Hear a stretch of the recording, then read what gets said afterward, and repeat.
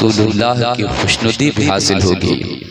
आइए हम थोड़ी सी बातें करते हैं। आपकी तवज्जो मेरी तरफ होनी चाहिए। आपका ध्यान बट रहा है, आपका ध्यान बढ़ जाएगा, मेरी कोई बात समझ में आपको नहीं आएगी। मैं चाहता हूँ एक एक लफ्ज आप मेरा सुने और मोहब्बतों के साथ मेरे जुमले का इस्तक़बाल करें। हजरात, आपको अच्छी तरह से मालूम है जो बात मैं कह रहा हूँ, आप गौर से सुनिए। अगर ये सच है तो फिर आप इस पर गौर कीजिए कि ये बात जो कही जा रही है, इन बातों में कहाँ तक सच्चाई है। अगर सच्चाई न हो तो मुझसे कहिए ताकि मैं उन बातों से रुजू कर लूं। हजरात, आप मुसलमान हैं, आप कलमा पढ़ने वाले लोग हैं, आप नबी के दीवाने हैं, आप नबी के गुलाम हैं। नबी के गुलामों को ये जानना जरूरी है कि गुलामी वाली जिंदगी कैसे गुजारी जाएगी। नबी के कलमा पढ़ने वालों को ये बात मालूम होना चाहिए कि जो कलमा पढ़ने वाले लोग होते हैं उसे इस्लामी जिंदगी किस तरीके से गुजारना चाहिए। नबी के गुलामों को इस बात का इल्म होना चाहिए कि हमारे नबी का मकाम क्या है, हमारे नबी की अजमत क्या है, हमारे लिए हमारे नबी ने जिंदगी गुजारने का क्या ज़ाब्ता तैयार कर रखा है, किस तरीके से जिंदगी गुजारने का हमें सबक पढ़ाया है, वो आपको जानना जरूरी है। और इन बातों को जानने के लिए किताबों को पढ़ना होगा, किताबों का मुताला करना होगा। सीरत की किताबों को पढ़िए, तारीख की किताबों को पढ़िए, आपको तब ये बात मालूम होगी हमारा मजहब क्या पैगाम हमें देता है, हमारे मजहब का हमारे लिए क्या क्या कानून बनाया गया है। हज़रात गिरामी, किताबें पढ़ने की जरूरत है, लेकिन हमें किताबें पढ़ने की फुर्सत नहीं है, हमारे पास वक्त नहीं है। हम अपने कामों में इतने मसरूफ हो चुके हैं कि मुताले का वक्त नहीं मिलता, पढ़ने का वक्त नहीं मिलता। मसलन कोई अगर दुकान चलाने वाला होता है तो सुबह होते ही उन्हें फिक्र लाहिक होती है कि जल्दी से मुझे दुकान पर जाना है, दुकान खोलना है। तिजारत करने वाला, बिजनेस करने वाला जल्दी से ये सोचता है सुबह हो गई है, जल्दी से चलो तिजारत के लिए अपना सामान लेके निकलते हैं। जो आदमी सर्विस करने वाला होता है, वक्त होते ही वो ड्यूटी पर जाने की तैयारी शुरू कर देता है और वो अपने अपने काम में हर आदमी लग जाता है। मैं आपसे ये जानना चाहता हूँ, हर आदमी का अपना अपना काम है, अपने कामों में हर आदमी मसरूफ रहता है, किताबों के मुताले का उन्हें वक्त नहीं मिलता है। फिर आप कब जानेंगे कि इस्लाम क्या है? आप कब सीख पाएंगे कि इस्लाम ने हमारे लिए क्या ज़ाब्ता तैयार कर रखा है? आपको ये कैसे पता चलेगा कि गुलामों वाली जिंदगी कैसी होती है? हज़रात गिरामी, तो मैं आपसे यही कहूंगा, आपके पास वक्त भी नहीं है कि आप किताबों का मुताला कर सकें, आप किताबें पढ़ सकें, तो आप जलसे में आइए, एक दो घंटा मोहब्बतों के साथ उलमाए किराम की बातें सुना कीजिए, ताकि जिन बातों को जानना जरूरी है आपके लिए, किताबों से वो बातें हासिल नहीं कर सकते हैं, तो उलमाए किराम की तकरीर सुन करके वो बातें आप मालूम किया कीजिए, ताकि जिंदगी गुजारने का सुनहरा मौका मिल सके। हम अपनी जिंदगी किस तरीके से गुजारें? हज़रात, सच्चाई ये है कि हम गुलामी वाली जिंदगी नहीं गुजार सके। नबी के गुलामों की जिंदगी ऐसी नहीं गुजरनी चाहिए, कलमा पढ़ने वालों की जिंदगी इस तरीके से नहीं गुजरनी चाहिए। जो नबी के गुलाम होते हैं, इस्लाम के मानने वालों की जिंदगी इस तरीके की नहीं गुजरनी चाहिए जिस तरीके की जिंदगी हमारी गुजर रही है। एक सच्चाई आपके सामने मैं बयान करता हूँ। मेरे जुमले तल्ख हो सकते हैं, मेरे जुमलों में कड़वाहट का एहसास हो सकता है, लेकिन इसलिए कि मैं सच बोलूंगा। सच्ची बातें कड़वी मालूम होती हैं, हक बातें तल्ख मालूम होती हैं, मगर इसका मतलब ये नहीं है, अगर मुझे इस बात का डर महसूस हो कि मैं सच बोलूंगा तो इन्हें बुरा लगेगा, मैं सच बोलूंगा तो इन्हें गुस्सा आएगा, मैं सच बोलूंगा तो मेरी बातें इन्हें बुरी लगेंगी, तो इसका मतलब ये नहीं कि मैं सच बोलना छोड़ दूं, हक बोलना छोड़ दूं। हजरात, आपका वो बहुत बड़ा दुश्मन है जो आपके अंदर की खराबी आपके सामने पेश नहीं कर सकता है। हजरात, वो दोस्त है आपका जो आपके अंदर की खराबी आपको बताकर आपको हिदायत का रास्ता दिखाता है। हजरात, वो आपका दोस्त है। आप थोड़ी देर के लिए तसव्वुर कीजिए, इस्लाम का एक मुबल्लिग है जो मेरे सामने बातें कर रहा है। अगर बातों में सच्चाई हो तो कबूल करना। एक फकीर से किसी ने पूछा, बताइए काफिर कौन होता है और मोमिन कौन होता है? काफिर कौन होता है और मोमिन कौन होता है? उस फकीर कामिल ने जवाब दिया था, तुम ये जानना चाहते हो? कहा हाँ। कहा ये तो बड़ा आसान है। कहा आसान है तो बता क्यों नहीं देते? आसान है तो जवाब क्यों नहीं देते? आसान है तो समझा क्यों नहीं देते?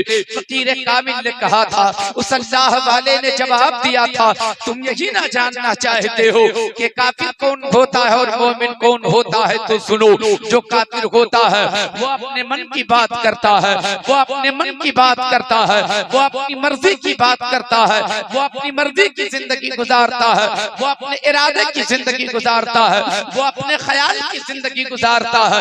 जो काफिर होता है वो अपने मन का मालिक होता है, वो अपनी मर्जी का मालिक होता है, वो अपनी मर्जी की जिंदगी गुजारता है। उसकी मर्जी होती है झूठ बोलने की, बोल देता है। उसकी मर्जी होती है चुगली करने की, कर लेता है। उसकी मर्जी होती है हराम खाने की, खा लेता है। उसकी मर्जी होती है शराब पीने की, वो पी लेता है। उसकी मर्जी होती है ज़िना करने की, वो कर लेता है। उसकी मर्जी होती है जुआ खेलने की, वो खेल लेता है। उसकी मर्जी होती है निफाक पैदा करने की, कर लेता है। उसकी मर्जी होती है लोगों में विवाद पैदा करने की, वो कर लेता है। उसकी मर्जी होती है गुनाह करने की, वो कर लेता है। जो काफिर होता है वो अपने मन की जिंदगी गुजारता है, वो अपने मर्जी की जिंदगी गुजारता है। लेकिन जो मोमिन होता है वो अपनी मर्जी की जिंदगी नहीं गुजारता, बल्कि अपनी जिंदगी का एक एक लम्हा खुदा की मर्जी पे छोड़ देता है, खुदा की मर्जी पे गुजार देता है। अब इसकी रोशनी में आप थोड़ी देर के लिए अपनी जिंदगी का जायजा लें। क्या हम ऐसी ही जिंदगी गुजारते हैं जिसमें खुदा की मर्जी हो? हज़रात, ऐसी जिंदगी हम नहीं गुजार रहे हैं। अगर हम रब की मर्जी की जिंदगी गुजार रहे होते हम झूठ नहीं बोलते, रब की मर्जी की जिंदगी गुजार रहे होते हम सजदा नहीं छोड़ते, रब की मर्जी की जिंदगी गुजार रहे होते हमसे तिलावत नहीं छूटती, रब की मर्जी की जिंदगी गुजार रहे होते हमारे बच्चे शराबी नहीं होते, रब की मर्जी की जिंदगी गुजार रहे होते तो हराम खोर नहीं होते, रब की मर्जी की जिंदगी गुजार रहे होते हमारी माँ बहन के सर से दुपट्टा नहीं उतरता, हमारी माँ बहन के सर से आंचल नहीं उतरता। रब की मर्जी की जिंदगी गुजार रहे होते हमारी माँ बहनों के कपड़े छोटे नहीं होते। हम रब की मर्जी की जिंदगी नहीं, अपनी मर्जी की जिंदगी जी रहे हैं। और इस्लाम ने हमें अपनी मर्जी की जिंदगी नहीं, रब की मर्जी की जिंदगी गुजारने का सबक दिया। मेरे दोस्तों और बुजुर्गों, हमें याद रखना होगा, हमें सोचना होगा, हमें समझना होगा हम कहाँ जा रहे हैं, हम क्या कर रहे हैं, कैसी जिंदगी गुजारनी चाहिए, हम कैसी जिंदगी गुजार रहे हैं। आपकी तवज्जो हो तो मैं थोड़ी सी बातें करूं।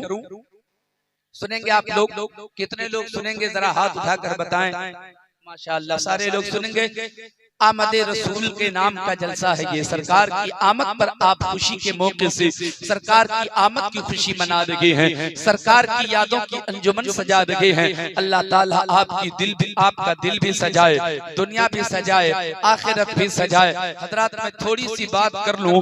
मैं सरकार दो आलम सल्लल्लाहु तआला अलैहि वसल्लम की अजमत और उनकी शान के हवाले से 2-3 मिनट में बात करूं, उसके बाद फिर अपने उन्वान पर थोड़ी देर गुफ्तगू करूंगा इंशाअल्लाह तबारक व तआला। हमारे नबी की शान क्या है? हम अपने आका की आमद की खुशी मना रहे हैं। किसी नबी की आमद पर ऐसी खुशी नहीं मनाई गई जैसी खुशी हमारे नबी की आमद पर मनाई जा रही है। नबी की आमद का महीना होता है, हम जलसों का इनेकाद करते हैं, जुलूस मोहम्मदी का एहतमाम करते हैं, अपने घर में खुशियों का माहौल पैदा करते हैं, अपने घर पे झंडे लगाया करते हैं। क्या खुशी का एहतमाम, खुशियों का एहतमाम होता है। सुभान अल्लाह, सुभान अल्लाह। हजरत गिरामी, चूंकि इस तरह मेरे नबी की जो शान है किसी और नबी की वो शान नहीं जो मेरे नबी की शान है। किसी नबी की इतनी अजमत नहीं है जो अजमत मेरे नबी की है। जो मकाम मेरे नबी का है किसी और नबी का वो मकाम नहीं है। यही वजह है कि सब नबियों से निराली जिंदगी मेरे आका की है, सब नबियों से ज्यादा अनोखी जिंदगी मेरे आका की है। और इसीलिए हम सरकार की आमद पर जश्न मनाया करते हैं। आप देखें हमारे नबी की शान क्या है। सुभान अल्लाह, सुभान अल्लाह। हज़रात गिरामी, मैं थोड़ी बातें करूंगा अपने नबी के तारुफ के हवाले से। हालांकि मैं क्या तारुफ कराऊंगा, बड़े बड़े ने चाहा कि तारुफ कराया जाए मगर बात न बन सकी। हर एक ने मेरे आका की तारीफ करना चाहा, हर एक ने मेरे मुस्तफा की अजमत बयान करना चाहा, हर एक ने मेरे आका की शान बयान करना चाहा, मगर कमा हक हो मेरे आका की शान कोई बयान न कर सका। आखिर में हज़रत सरकार शेख सादी फरमाते हैं, बादस खुदा बुजुर्ग तो ही किस्सा मुख्तसर, सबसे बड़े मर्तबे सबसे बड़े ओहदे खुदा के बाद अगर किसी के हैं तो वो मेरे मुस्तफा के हैं, वो मेरे आका के हैं। मगर चंदा मेरी बातें आप सुनिए। हर एक की पहचान होती है, हर इंसान की अपनी अपनी पहचान होती है, हर इंसान पहचाना जाता है, हर इंसान की अपनी पहचान होती है। छोटा से छोटा इंसान हो, बड़ा से बड़ा इंसान हो, गरीब से गरीब इंसान हो, अमीर से अमीर इंसान हो, गुनाहगार से गुनाहगार इंसान हो, नेकोकार से नेकोकार इंसान हो, सबकी अपनी अपनी पहचान हुआ करती है। हर इंसान पहचाना जाता है, कोई खूबी से पहचाना जाता है, कोई खराबी से पहचाना जाता है, कोई अच्छाई से पहचाना जाता है, कोई बुराई से पहचाना जाता है। हर इंसान पहचाना जाता है, कोई अच्छाई से पहचाना जाता है, कोई अखलाक से पहचाना जाता है, कोई किरदार से पहचाना जाता है, कोई इल्म से पहचाना जाता है, कोई तकवे से पहचाना जाता है। एक डॉक्टर अपने नुस्खे से पहचाना जाता है, एक इंजीनियर अपने हुनर से पहचाना जाता है, एक ओहदेदार अपने ओहदे से पहचाना जाता है, एक खतीब अपनी खिताबत से पहचाना जाता है, एक शायर अपनी शायरी से पहचाना जाता है, एक वली अपनी विलायत से पहचाना जाता है, एक अदीब अपने अदब से पहचाना जाता है, एक मुफक्किर अपनी ऊंची फिक्र से पहचाना जाता है। हर इंसान पहचाना जाता है, कोई सदाकत से पहचाना जाता है, कोई अदालत से पहचाना जाता है, कोई सखावत से पहचाना जाता है, कोई शजाअत से पहचाना जाता है। हर इंसान पहचाना गया, हर इंसान की अपनी अपनी पहचान होती है। कोई खूबी से पहचाना जाता है, कोई खराबी से पहचाना जाता है। नबियों की भी जमात पहचानी गई, रसूलों की भी जमात पहचानी गई, पैगंबरों की भी जमात पहचानी गई। हजरत आदम की पहचान आदमियत बन गई, हजरत नूह की पहचान बन गई, हजरत इब्राहिम की पहचान खुल्लत बन गई, हजरत मूसा की पहचान उनका जलाल है, हजरत ईसा की पहचान उनकी मसीहाई है। हजरात, हर इंसान पहचाना जा रहा है, नबी भी पहचाने जा रहे हैं, कोई नबूवत से पहचाने जा रहे हैं, कोई रिसालत से पहचाने जा रहे हैं, कोई खिताबत से पहचाने जा रहे हैं, कोई सदाकत से पहचाने जा रहे हैं, कोई विलायत से पहचाने जा रहे हैं। जैसे सिद्दीक अकबर सदाकत से पहचान बन रही है, पहचान हो रही है।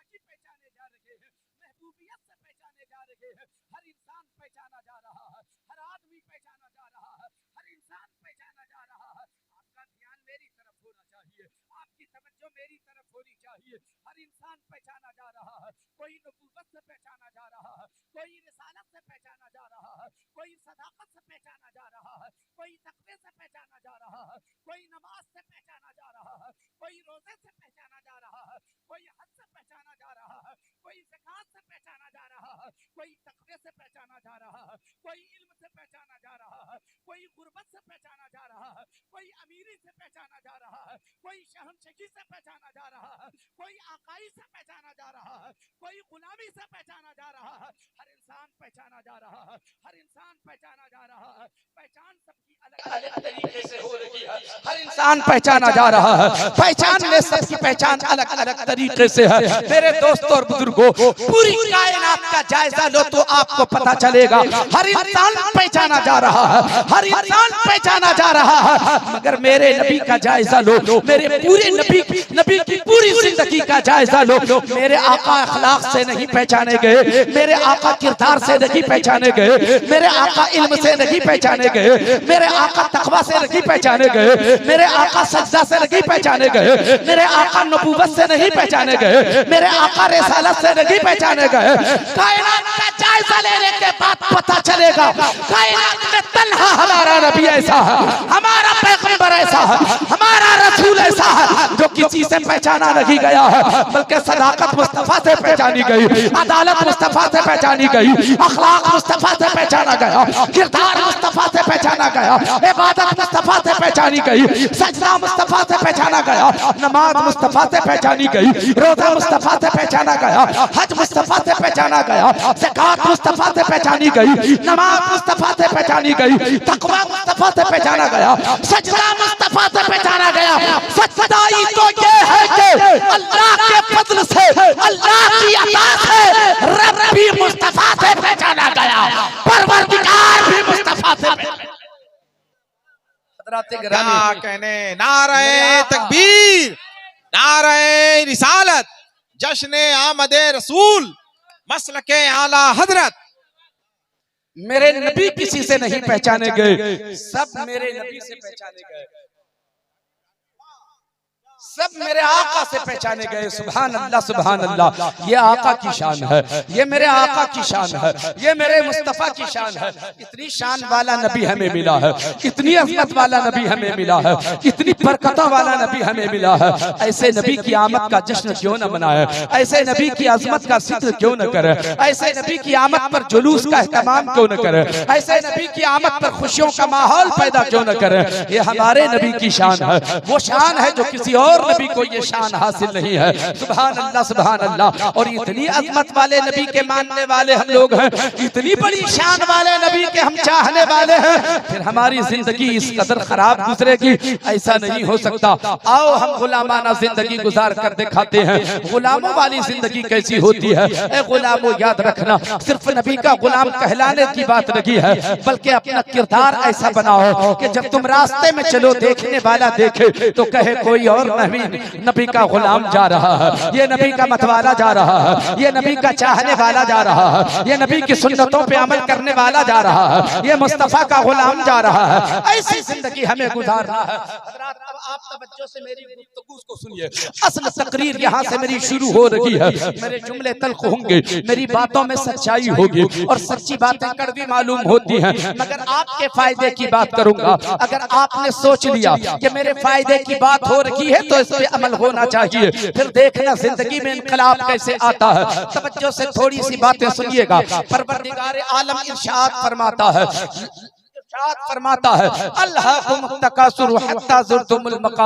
परवरदिगार आलम फरमा रहा है, हम सबका पालनहार फरमा रहा है, हम सबका माबूद फरमा रहा है कि कसरते माल की तलब ने तुझे हिलाक कर दिया, कसरते माल की तलब ने तुझे हिलाक कर दिया, माल की ज्यादा तलबी ने तुझे हिलाक कर दिया, ज्यादा माल के चक्कर में तुम हिलाक हो गए, ज्यादा माल की तलाश में तुम हिलाक हो गए।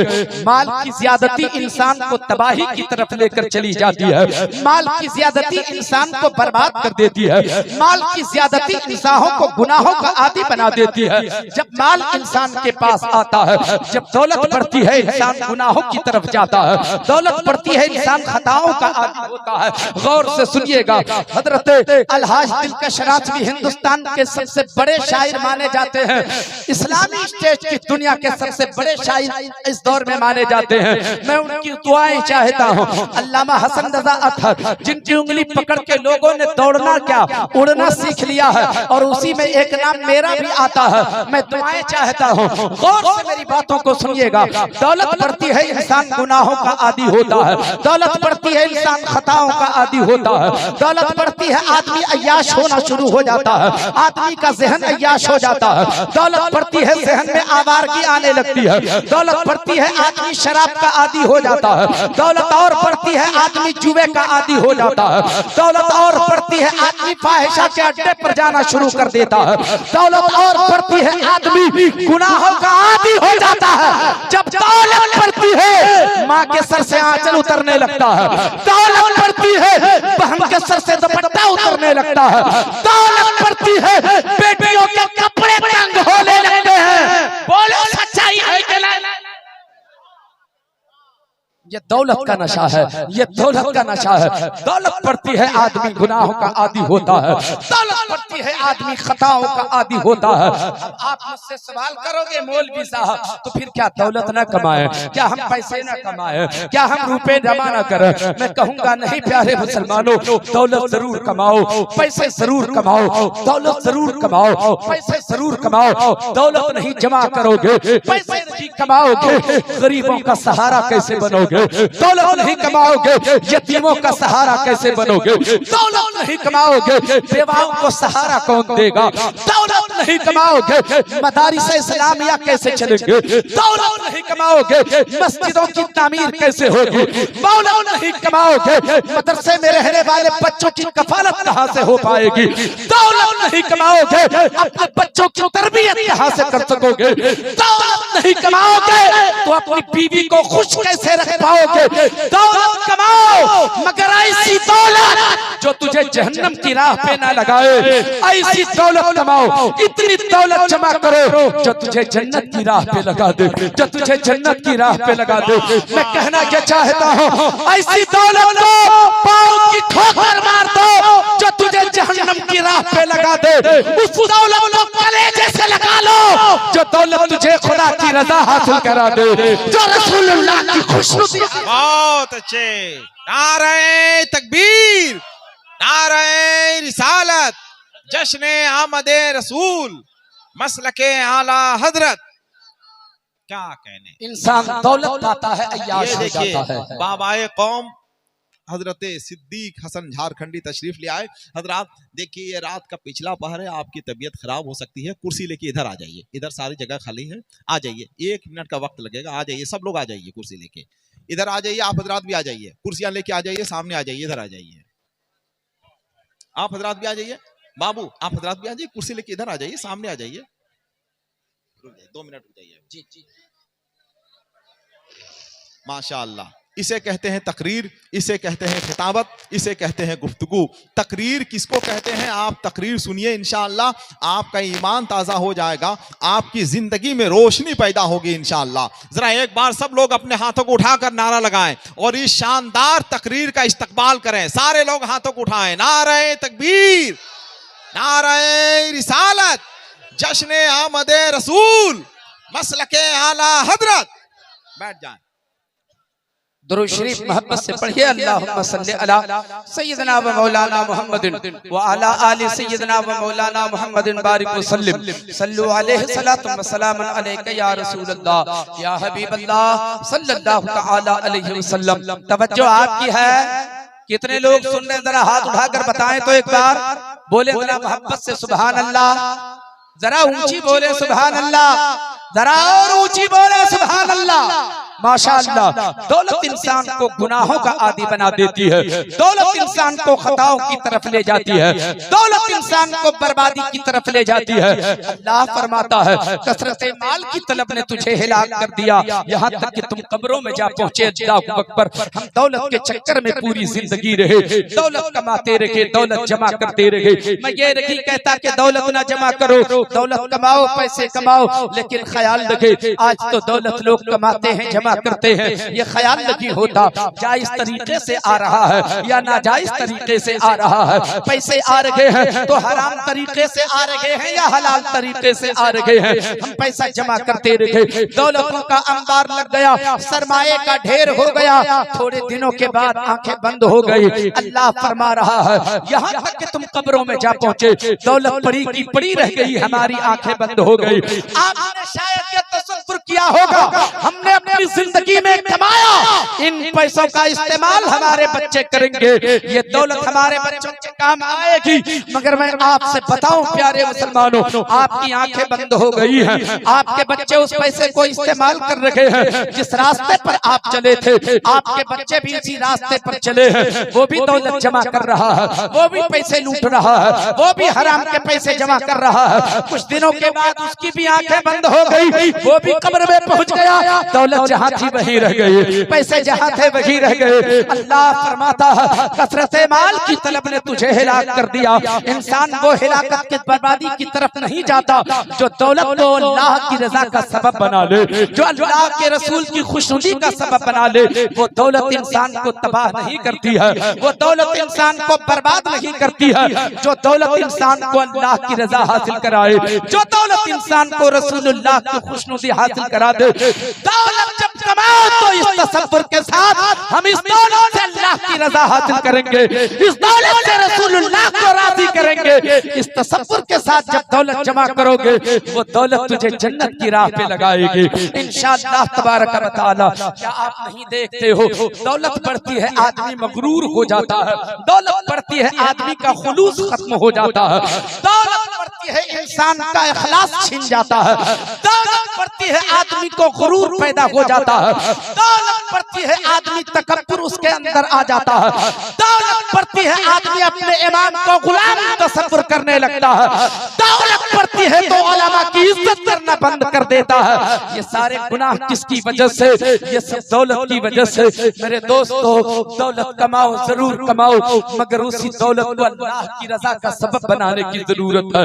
रसूलुल्लाह की खुशनुदी हासिल करने का जरिया उस दौलत को बनाना है। मैं आपसे बताना चाहता हूँ हारून रशीद बादशाह कितनी बड़ी दौलत का मालिक होगा, कितने बड़े सरमाए का मालिक होगा। अपने वक्त के बहुत बड़े शहंशाह का नाम है हारून रशीद। वो बादशाह हारून रशीद, उनके बारे में बुजुर्गों ने कहा कि सूरज निकलता भी था हारून रशीद की सल्तनत में और डूबता भी था हारून रशीद की सल्तनत में। कितनी बड़ी सल्तनत का वो बादशाह था। हारून रशीद बादशाह की बीवी का नाम मलका जुबैदा था। दौलत उसने जमा तो किया था मगर दौलत को तबाही का सबब न बनने दिया, बर्बादी का सबब न बनने दिया, बल्कि दौलत को अल्लाह की रजा का सबब बना लिया। सुभान अल्लाह, सुभान अल्लाह। और से मेरी बातों को सुनिएगा माँ बहनों, आप भी गौर से सुनना। मैं तुझे भी कुछ कहना चाहता हूँ। आप जलसे में आ गई हो तो सुन के जाना। आज तुम अपना जलसा बंद करो, आज तुम लोग अपनी तकरीर बंद करो। हमेशा तो जलसे में आके भी तकरीर किया करती हो, आज मेरी तकरीर सुनो, तुम अपनी तकरीर बंद करो। कोई भी एक दूसरी औरत से बात न करे, बल्कि इस फकीर मौलवी की एक लफ्ज को सुनने की कोशिश करे। मैं क्या कहना चाहता हूँ, सबक हासिल करने की जरूरत है। आज का हर इंसान जो दौलत कमाता है, जो पैसे कमाता है, जब वो अपनी बीवी से खुश होता है तो खुश होकर अपनी बीवी को 200-400 रुपए देता है, कहता है लो तुम भी अपनी मर्जी से खर्च करना, तुम भी अपनी मर्जी से खर्च करना। स्कूल का फी मैंने दे दिया है, बिजली बिल भी मैंने चुका दिया है, राशन भी ले आया है, बच्चों के कपड़े भी बन चुके हैं, पैसे कुछ बचे हैं, लो तुम भी अपनी मर्जी से कुछ खर्च करना। अपनी सलाहियत के मुताबिक 200-400 रुपए अपनी बीवी को लोग देते हैं। जो 50,000 महीने में कमाते हैं वो 1,000-2,000 दे देते हैं। अब उस पैसे पर कब्जा हो जाता है उसकी बीवी का, उस पैसे की मालिका बन जाती है वो उसकी मिल्कियत में है, जैसे चाहे खर्च करे। मगर हमारी माँ बहनें क्या करती हैं, हज़रात देना चाहिए। मैं ये भी बताने आया हूँ कि अपनी बीवी को कुछ पैसे कभी कभार देना चाहिए। तुम बीवी को न दोगे तो किसको दोगे, बीवी को राजी न करोगे तो किसको राजी करोगे। बीवी को खुश करना ये तुम्हारी जिम्मेदारी है, ये शरीयत का मसला है कि अपनी बीवी को खुश रखा करो। सुभान अल्लाह सुभान अल्लाह। मैं अपनी माँ बहनों से कहना चाहता हूँ, तुम्हें भी कुछ पैसे मिलते होंगे, तुम पे भी दौलत मिलती होगी, तुम भी कुछ पैसे जमा करके रखती होगी, मगर तुम क्या करती हो उन पैसों का? मलका जुबैदा को भी उसके शौहर बादशाह हारून रशीद ने दिया होगा। बादशाह ने अपनी हैसियत के मुताबिक अपनी बीवी को दिया होगा। जिस तरह तेरा शौहर अपनी हैसियत के मुताबिक तुझे 200-400 या 1000-2000 रुपए देता है, वो बादशाह था तो अपनी हैसियत के मुताबिक उसे लाख 2 लाख या करोड़ों देता होगा। हजरत गिरामी, मगर क्या किया था मलका जुबैदा ने? तुम क्या करती हो, दोनों में फर्क मैं बयान कर रहा हूँ। तुम भी वही करो जो मलका जुबैदा ने किया था। आओ मेरी माँ बहनों गौर से सुनो, और जिसकी माँ बहनें नहीं आई हैं, आप घर जाना तो अपनी माँ बहनों को बताना। एक फकीर कादरी मौलवी आया था, जो कह के गया है उसे अमल करो, उस पर अमल करो, तेरी जिंदगी में हुस्न आएगा, तेरी जिंदगी में करार आएगा। माँ बहनों गौर से सुनना, अगर तेरा शौहर तुझे कुछ पैसे दे देता है या तेरे मैके में कुछ पैसे तुझे मिल जाते हैं, तेरा भाई अगर खुश होता है, कुछ पैसे तेरा भाई तुझे दे देता है, तुम क्या करती हो? उन पैसों को पाने के बाद बाजार जाती हो, तुम मार्केट चली जाती हो, जुल्फे लहराते हुए मेलों में घुमा करती हो, मेलों का चक्कर लगाया करती हो, मौके की तलाश में रहती हो, कब मेला आएगा कि हम घूमने के लिए जाएं, कब शादी का मौका आए कि हम वलीमा की दावत खाने के लिए जाएं। अच्छे कपड़े में होती हो, अच्छे लिबास में होती हो, मगर वो लिबास अच्छा क्या होता है? तेरा तो लिबास अब बहुत छोटा हो चुका है, तेरे कपड़े तो अब बहुत छोटे हो चुके हैं, तुझे तो बहुत बड़े कपड़ों में रहना चाहिए, मगर तुमने अपना लिबास छोटा कर दिया। दौलत बढ़ती चली गई, तेरे कपड़े छोटे होते चले गए, जबकि ऐसा होना नहीं चाहिए था। माँ बहनों, तुम निकलती हो, बाजार जाती हो, मेकअप का सामान खरीद के लाती हो, बनने संवरने का सामान खरीद कर लाती हो, मेकअप करती हो, शादी की महफिल में जाती हो, तेरे सर से दुपट्टा उतरा हुआ होता है, आंचल तेरे सर से उतरा हुआ होता है, तुम मेकअप करके शादी की महफिल में जाती हो, तेरा ख्याल ये होता है मोहल्ले के लोग की नजर जब मुझ पे पड़े तो लोग ये चर्चा करें कि फला की बीवी बड़ी खूबसूरत है, फला की बीवी बड़ी अच्छी है, दुख है तेरे सेहन पर, मैं लानत करता हूँ तेरे सेहन पर, तेरे ख्याल पर। तेरा ख्याल क्या नहीं होना चाहिए कि कोई देखे तो कहे कि फला की बीवी बड़ी खूबसूरत है, बड़ी हसीन है। मेरी माँ बहनों सुनो, मैं कहता हूँ हाँ, तुम्हें बनने संवरने की इजाजत है, तुम खूब मेकअप किया करो, मगर दूसरों के खातिर मेकअप न किया करो, तुम सजा करो, समरा करो, तेरा ख्याल क्या रहा करे। मैं बन समर कर बैठती हूँ, शाम को मेरा शौहर जब घर आएगा, मुझ पे नजर पड़ेगी, मेरा शौहर मुझ पे लूट जाएगा, मेरा शौहर निसार हो जाएगा। अगर शौहर को राजी करने के लिए तुम बनती समझती हो तो जिंदगी भर फिर तेरे शौहर की निगाह किसी दूसरी औरत पर नहीं पड़ेगी। जब भी तेरे शौहर की निगाह उठेगी, तेरे हुस्न पे निगाह उठेगी, तेरी खूबसूरती पर उसकी निगाह। कहने नारा लगाइए, नारे तकबीर, खड़े होके क्या कहने, या रसूल अल्लाह जिंदाबाद, अल्लाह अकबर, क्या कहने, जिंदाबाद। तुम्हें संवरने की इजाजत है, तुम्हें बनने की इजाजत है, तुम्हें सजने की इजाजत है, मगर शौहर के लिए सिर्फ और सिर्फ तेरे शौहर का हक है कि तेरा हुस्न देखे, तेरी खूबसूरती देखे, तेरा बनाव श्रृंगार देखे। तुम अपनी जुल्फों को लहराते हुए किसे दिखाने के लिए जाती हो? तेरी जुल्फों की कद्र तुझे मालूम नहीं है, तेरी जुल्फों का हकदार तो तेरा शौहर है, तेरे अच्छी हुस्न का हकदार तो तेरा शौहर है। मलका जुबैदा की एक मोहब्बत भरी कहानी सुनो, जो है आपकी। मेरी बात समझ में आ रही है आप लोगों को? कितने लोग समझ रहे हैं? हाथ उठाकर जरा बताएं तो। सुभान अल्लाह सुभान अल्लाह। एक रोज मलका जुबैदा, दौलतों की कमी थी मलका जुबैदा के पास नहीं ना, आए हाय हाय, कैसे वो अल्लाह की रजा हासिल करती है ये बात मैं सुनाऊंगा, जरा सुने पहले। मलका जुबैदा एक रोज अपने घर में मामूल के खिलाफ अपने सर में दुपट्टा बांध लिया था, दुपट्टा बांध कर बैठी हुई थी, हालांकि हमेशा उसके सर पे आंचल रहता था, आज उन्होंने दुपट्टा सर में बांध रखा था। शाम को हारून रशीद घर आए, देखा मामूल के खिलाफ आज इसने दुपट्टा सर पे बांध रखा है। कहा मलका जुबैदा, हारून रशीद बादशाह, उसकी बीवी का नाम मलका जुबैदा, ये दोनों मियाँ बीवी सरकार बहलोल दाना के मुरीद हैं। सुभान अल्लाह, तरबियत भी तो अच्छी होगी ना, इसलिए अच्छे पीर से मुरीद होने की जरूरत है। सुभान अल्लाह। आए शाम को हारून रशीद, कहा दुपट्टा सर में बांध रखा है, क्या बात है, दुपट्टा उतारो सर से। नहीं उतार रही है। कहा उतारो ना, क्यों मुस्कुरा रही है, क्यों तू इतना नाराज हो रही है, क्यों तू इस कदर बेतकल्लुफ नहीं हो रही है, तकल्लुफ क्यों कर रही है, दुपट्टा उतारो। जब कहा तो हारून रशीद ने तो उसने दुपट्टा सर से उतार दिया।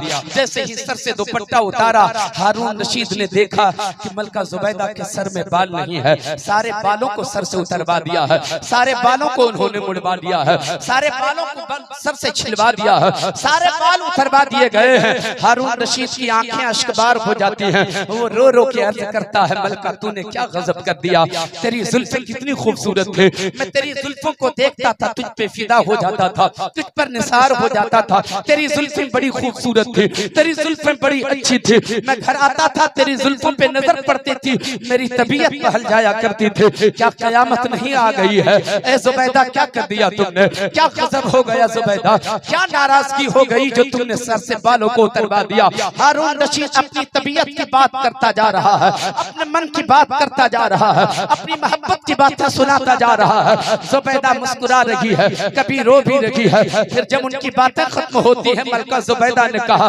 हारून रशीद अब बस कीजिए, अब मेरी बातें तो सुनिए, मैंने क्यों सर का बाल उतरवाया, मैंने क्यों अपनी जुल्फों को सर से उतरवाया, जरा मेरी भी तो बातें सुनो। मामला क्या है? कहा बादशाह सलामत क्या बताऊं, आज मैंने गुस्ल किया, गुस्ल करने के बाद अपने छत पर चली गई, धूप में बैठकर बालों को सुखा रखी थी, धूप में बैठकर बालों को सुखा रखी थी। इसी दरमियान मैंने महसूस किया मेरे पीछे कोई है। जब मैंने मुड़ के देखा, मैंने पलट के देखा, मेरे बगल के महल में, मेरे महल के बगल में जो एक छत है, उस छत पर एक नौजवान था, उस छत पर नौजवान था, वो नौजवान मेरी जुल्फों की तरफ देख रहा था, मेरे बालों को घुर घुर के देख रहा था, मेरे बालों की तरफ झांक रहा था, मेरी जुल्फों पे नजर जड़ाए हुआ था। मैं फौरन नीचे उतर आई, नीचे उतरने के बाद मैंने फैसला लिया, अब इन बालों को रहने नहीं देना है, इन जुल्फों को रहने नहीं देना है। सारे बालों को मैंने अपने सर से इसलिए मुड़वा दिया, इसलिए उतरवा दिया कि जिन बालों पे गैर महरम की नजर पड़ गई हो, अब वो बाल मेरे शहर के काबिल नहीं है, मेरे शहर के काबिल। बहुत अच्छे, अल्लाह अकबर, या रसूल अल्लाह, अल्लाह अकबर, या रसूल अल्लाह, जिंदाबाद जिंदाबाद जिंदाबाद जिंदाबाद। मेरी माँ बहनों, तुम अपनी जुल्फों की कदर करो, तुम अपने हुस्न की कदर करो, तुम अपनी खूबसूरती की कदर करो, किसी और के लिए नहीं। वो सारे के सारे हिस्से तुम्हारे शौहर के हैं, उन्हें मिलना चाहिए, हक उन्हीं का है, उन्हें अदा करो। सुभान अल्लाह सुभान अल्लाह। कसरत माल की तलब ने तुझे हिलाक कर दिया। अब एक बात जुबैदा की बात करके उसके बाद मैं अपनी बात समेटता हूँ। मलका जुबैदा को न जाने कितनी दौलत थी, अल्लाह का बड़ा करम था। हारून रशीद खुश होकर अपनी बीवी को देता होगा, वो जमा करके रखती थी। अल्लाह अकबर, क्या किया? मैं यही तो कह रहा था ना, दौलत को अल्लाह की रजा का सबब बनाओ। ऐसी दौलत जमा करो जो दौलत इंसान को अल्लाह की रजा हासिल करा दे, जो अल्लाह का कुर्ब हासिल करा दे, जो दौलत रसूलुल्लाह की खुशनुदी हासिल करा दे, जो दौलत रसूलुल्लाह की दुआएं तुझे दिलवा दे। ऐसी दौलत जमा करने की जरूरत है। मलका जुबैदा ने एक नहर खुदवाया, एक नहर खुदवाया, बगदाद शरीफ से लेकर मक्का शरीफ तक, बगदाद शरीफ से लेकर मक्का शरीफ तक। उलमाए किराम बयान फरमाते हैं, अंदाजा लगाया गया है कि बगदाद शरीफ से तकरीबन 600 या 650 किलोमीटर का फासला है बगदाद शरीफ से मक्का शरीफ तक। जो नहर खुदवाया है महरज, जो नहर खुदवाया है जुबैदा खातून ने, मलका जुबैदा ने एक नहर खुदवाया, इतनी लंबी नहर मक्का शरीफ। सुभान अल्लाह सुभान अल्लाह। हजरत दिलकश राजवी साहब फरमा रहे हैं 2200 किलोमीटर मदीना शरीफ का फासला है बगदाद शरीफ से, और फरमा रहे हैं कि 400-450 किलोमीटर घटा दीजिए, इसका मतलब तकरीबन 16 या 18, 17 या 1800 किलोमीटर का फासला है। इतनी लंबी नहर मलका जुबैदा ने हारून रशीद से एक पैसा नहीं मांगा, अपने शौहर से एक पैसा नहीं मांगा, बादशाह से 1 रुपया नहीं मांगा, अपनी जेबे खास से मलका जुबैदा ने वो नहर खुदवाया। उस नहर का नाम नहर जुबैदा। आज भी वो नहर जारी है, आज भी वो नहर बाकी है। उलमाए किराम भी देखे हैं, हुज्जाजे किराम भी देख के आए हैं, उससे अपनी प्यास भी बुझाए हैं। अब मलका जुबैदा से पूछो, इतनी लंबी नहर खुदवाया और इतने पैसे लगाया, इतनी रकम लगवाया, इतनी दौलत उसके पीछे खर्च करने की क्या जरूरत थी? मलका जुबैदा तुम एक औरत हो, तेरे पास इतनी दौलत और वो सब के सब लगा दिया इस नहर को खुदवाने में, क्या जरूरत थी? मलका जुबैदा कहती है हुज्जाजे किराम जब हज करने के लिए जाते थे ना, पैदल जाया करते थे, सवारी का इंतजाम नहीं। अरब की शिद्दत की गर्मी होती, जब हाजियों को प्यास लगती तो वो दिल मिला उठते थे, प्यास से वो बेचैन होने लगते थे। मैंने नहर इसलिए खुदवाया कि जब हाजी को प्यास लगे तो इस नहर से प्यास बुझाए, हाजी अपनी प्यास बुझाएगा और मलका जुबैदा को अल्लाह की रज़ा हासिल होगी, रसूलुल्लाह की खुशबू